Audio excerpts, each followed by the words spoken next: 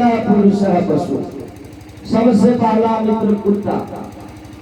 तो भाई कुत्ता की क्या खासियत है कि इधर तो उसमें बहुत अच्छाई है, मगर एक गुण उसमें क्या पाया जाता है कि जब खाना खा के पत्थर फेंक देते हैं तो वो आपस में लड़ता है।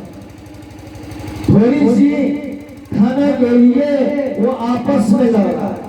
तो भाई जब हम थोड़ी सी धन के लिए, थोड़ी सी जमीन के लिए, थोड़ी सी संपत्ति के लिए, आज के दौर में देखते हैं जी, भाई भाई को नहीं पहचान रहा है, पिता पुत्र को नहीं पहचान रहा है। अभी माँ और पिता भाई भाई में बंटवारा करने का कारण क्या हुआ जी? कहते हैं यही था भाई, जब हम लोग लड़ते हैं आपस में ना तो कुत्ता खुश होता है। हाँ भाई, मैं तो सोचा कि मैं अकेला था, मगर हाँ मेरा जमात का इतना मनुष्य भी मेरे करा। सज्जनों, कहते हैं दूसरा वीटवारा कहा जाता है ग्रामीण सुअर। भाई उसकी क्या खासियत है? कहते हैं उसको जो दो सब खा ले, खाने पीने में कोई प्रतिबंध नहीं। तो सज्जनों, हम लोग मनुष्य हैं, फलाहारी। कहते हैं कि इस धरती पर 3 सफाई कर्मी है। एक जल को साफ करता है मछली, सुअर जो है वो जमीन को साफ करता है, और गिद्ध जो है वो आसमान को साफ करता है, गंदगी हटाता है। मगर ये मनुष्य चौथा सफाई कर्मी है कि तीनों सफाई कर्मी को साफ करता है। इतना बड़ा सफाई कर्मी मनुष्य है हम लोग कि तीनों सफाई कर्मी को साफ कर जाते हैं। भाई ग्रामीण सुअर जो होता है वो खुश होता है कि हाँ भाई, जिस तरह मुझको भी खाने में कोई प्रतिबंध नहीं। अरे देखते हैं, खाना पीना, हंसना, रोना, गाना सब में ना लगा कि खाओ, कौन चीज खाओ जो खाने का चीज। मनुष्य अभी बहुत सारे जजमान मिलते हैं, पंडित जी अब हम भी छोड़ दिए महाप्रसाद। उम्र कितना हो गया जी? 70, 60, 70 में जाकर के हम तो मन ही मन में हंसते हैं कि भाई आपका दांत टूट गया, अब क्या करोगे? अब कैसे महाप्रसाद चलेगा? अरे भाई, बाप करना है या पुण्य करना है, जो भी करना है जवानी में करो, मतलब पता चले कि तू कितना धर्मात्मा है या कितना बड़ा पाप। ना हम लोग पाप कर पाते हैं, ना पुण्य कर पाते हैं, बीच में फंस जाते हैं। उधर से देखो सज्जनों, फिर यजमान कहता है कि पंडित जी हम सर्वाहारी हैं, दूध भी देंगे पी लेगा। अरे भाई, मनुष्य और पशु में कितना अंतर है जी? मनुष्य पशु जो शाकाहारी है, गाय मर जाएगी भूखे मगर मांस खाएगी। गाय भूखे मर जाए मगर मांस कभी नहीं खाएगी। सिंह भूखे मर जाएगा तो मर जाएगा, मगर घास कभी नहीं खाएगा। तो हम मनुष्य जो है ना, पशु से भी गए गुजरे हैं। अरे जो मिला सब दे दो, जो मिला इस शरीर में सब दे दो। सज्जनों, कहते कि जब इस प्रकार का जो कर्म मनुष्य करता है, सुअर खुश होता है कि हाँ भैया तू हमारे जात है। कहते हैं तीसरा प्रशंसक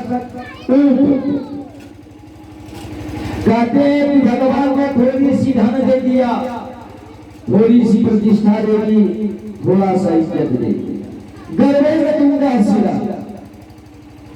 भाई हम इतने बड़े हो गए कि भगवती के पास आने में भी शर्म है कि काली मंदिर हम क्यों जाएंगे? भाई हम तो बहुत बड़े आदमी हो। भाई इस प्रकार की व्यक्ति को देख करके वो तो खुश होता है कि भैया तू हमारे जात का है, मैं भी किसी के आगे मस्तक नहीं झुकाता हो और तू भी नहीं झुकाता है। कहते कि चौथा मित्र हम लोगों का है सबसे बढ़िया गधा। कल भी बताए हम लोग क्या है जिंदगी भर बोझा होते, मेरा क्या होगा कभी सोचा नहीं है। पंडित जी बेटा का क्या होगा, बेटी का क्या होगा, घर परिवार का। अरे पहले तो अपने बारे में सोचना कि मेरा क्या होगा।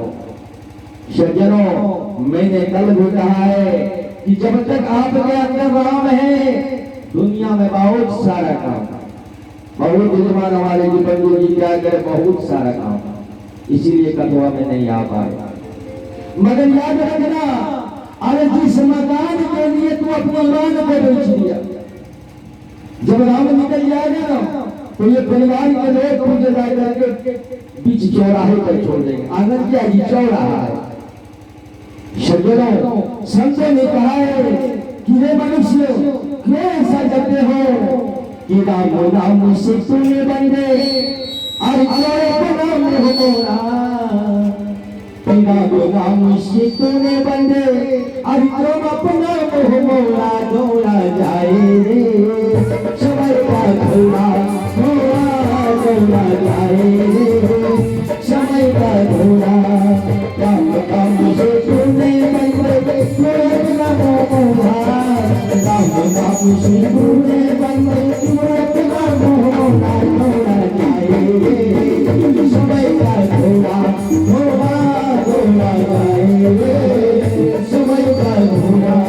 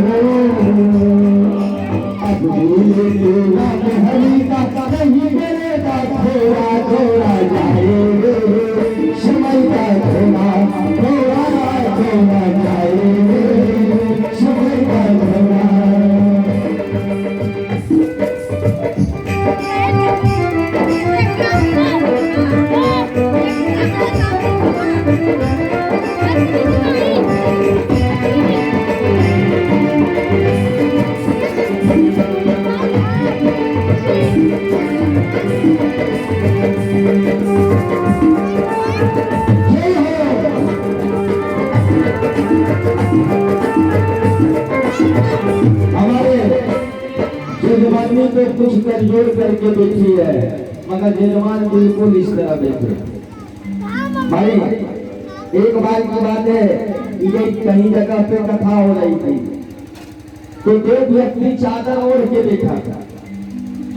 एक गाता था, एक ताली बजाता, दोनों चादर ओढ़ के। तो भाई पंडित जी का जब ध्यान गया तो पंडित जी ने देखा कि भाई एक जो ताली बजाता है वो गाता नहीं है, और जो गाता है वो ताली नहीं बजाता है।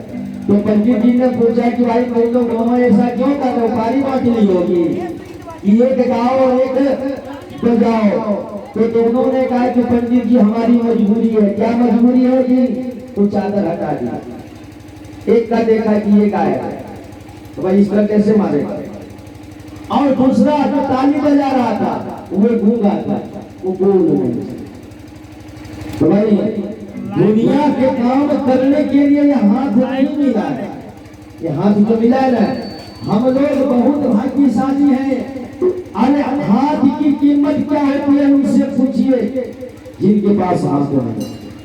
कान का क्या महत्व है उनसे पूछिए जो सुन नहीं पाते, जो देख नहीं पाते। आपको भगवान आंखों अंग दे दिए तो आप महान बन गए।